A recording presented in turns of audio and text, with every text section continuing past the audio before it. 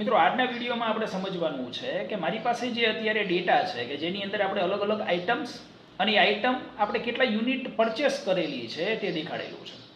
તો મારે અહીંયા ટોટલમાં અત્યારે સરવાળો જોઈએ છીએ. તો દેખીતી રીતે આપણે જે નોર્મલ ફોર્મ્યુલા આપતા હોઈએ છીએ કે મેં ફોર્મ્યુલા આપેલી છે, દરેક રેન્જને હું સિલેક્ટ કરું છું અને જો હું એન્ટર આપું છું તો મને મારું કોમ્પ્યુટર જવાબ નહીં આપે.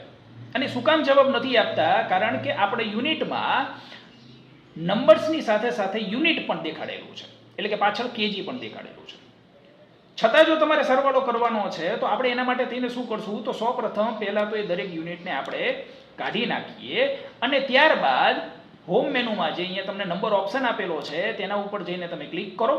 એમાં લાસ્ટમાં કસ્ટમ ઉપર જતા રહો, જેમાં જનરલ સિલેક્ટ કરેલું છે તેમાં સ્પેસ આપીને ડબલ ઇન્વર્ટેડ કોમાની અંદર ત્યાં તમે યુનિટ એટલે કે કેજી લખી નાખો.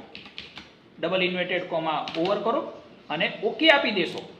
તો મિત્રો હવે તમે જે પણ અહીંયા નંબર લખશો તે નંબરમાં યુનિટ પણ તમારું કોમ્પ્યુટર સાથે એડ કરીને જ આપશે.